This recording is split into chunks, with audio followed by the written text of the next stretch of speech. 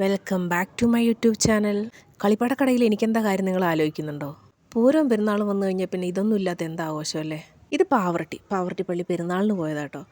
തൃശ്ശൂർ പൂരം കഴിഞ്ഞിട്ട് പാവർട്ടി പെരുന്നാൾ അങ്ങനെയാണ് ഉണ്ടാവാറ്. ഇപ്രാവശ്യം അത് തന്നെ തൃശ്ശൂർ പൂരം കഴിഞ്ഞിട്ടാണ് പാവർട്ടി പെരുന്നാൾ.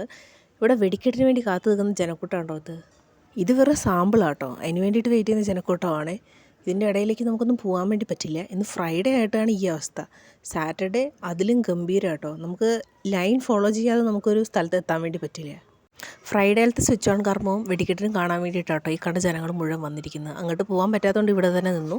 വെടിക്കെട്ട് തുടങ്ങാൻ ഇത്തിരി ലേറ്റായി. അപ്പോഴേക്കും ഇവിടെ ഇവർ റിങ്ങാ റോസ് കളിക്കാൻ തുടങ്ങിയിട്ടാ. നാട്ടുകാരൊക്കെ നോക്കുന്നുണ്ടായിരുന്നേ.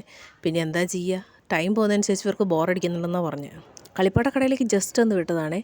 പരോളിന് വിട്ട തടവുള്ളിയുടെ അവസ്ഥയായിരുന്നു. എന്താ സെലക്ട് ചെയ്യാൻ പറ്റാത്ത കൺഫ്യൂഷനിലാട്ടോ അവർക്കൊന്നും സെലക്ട് ചെയ്യാൻ പറ്റണില്ല. കാരണം കാണുന്നതൊക്കെ അവർക്ക് വേണം. കുട്ടികളെ കൊണ്ട് പെരുന്നാളിന് പോയാൽ നമ്മുടെ അവസ്ഥ നമുക്കല്ലേ അറിയുള്ളൂ അല്ലേ? പറഞ്ഞു വന്നപ്പോൾ എൻ്റെ കണ്ണും മഞ്ഞളിക്കാണ്ടിരുന്നില്ല കേട്ടോ. എനിക്കും തോന്നി എന്തെങ്കിലുമൊക്കെ വാങ്ങിക്കാൻ. ചെണ്ട, ബലൂൺ, പിന്നെ കുറേ വ്യത്യസ്തമായ സാധനങ്ങൾ, പേരൊന്നും അറിയില്ല കേട്ടോ.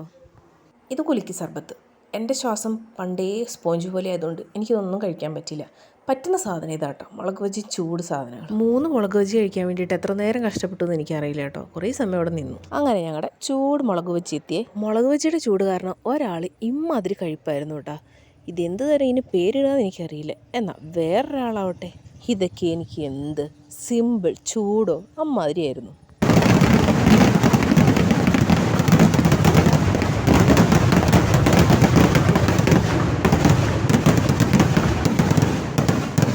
അപ്പോൾ വെടിക്കെട്ട് പൊളിയല്ലായിരുന്നോ? ഇനി നമുക്കിതിൻ്റെ ഇടയിലൂടെ വേണം പള്ളിയിലെത്താൻ കേട്ടോ. എന്തായാലും പതുക്കെ പോളൂ. അപ്പോൾ പിന്നെ മുകളിലത്തെ കാഴ്ചകളൊക്കെ കണ്ടിട്ട് പോകാമെന്ന് വെച്ചു. തിരക്കിൻ്റെ ഇടയിൽപ്പെട്ട് ശ്വാസം മുട്ടുന്ന 2 കുട്ടിപ്പട്ടാളം കേട്ടോ ഇത്. പള്ളിയൊക്കെ സൂപ്പറായിട്ട് അലങ്കരിച്ചിട്ടുണ്ടേ. പക്ഷേ ആൾക്കാരുടെ എണ്ണം കാരണം നമുക്ക് അങ്ങോട്ട് കടക്കാൻ പറ്റുന്നുണ്ടായിരുന്നില്ല. എന്നാലും വലിയ കുഴപ്പമില്ല, അകത്തേക്ക് കടന്നു. ബോറടി മാറ്റിയാലോ?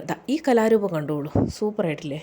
ഇത്രയൊക്കെ കളിപ്പാട്ടം കണ്ടാൽ വാങ്ങിക്കാണ്ട് പോകാൻ പറ്റും. ഞങ്ങളൊക്കെ വാങ്ങിച്ചു കേട്ടോ. ഫാന്, തോക്ക് എല്ലാം വാങ്ങിച്ചേ. ഇനി ഞങ്ങളുടെ വീട്ടിലേക്ക്. ഇത് കോവേന്ത പള്ളി കേട്ടോ. ഇവിടെ അടുത്തുള്ള പള്ളിയാണ്, CMIക്കാരുടെ പള്ളിയാണ്. Tata, bye bye, see you. ഇനി അടുത്ത പെരുന്നാൾ വിശേഷങ്ങൾക്കോട്ടെ അടുത്ത വീഡിയോ കാണാം കേട്ടോ.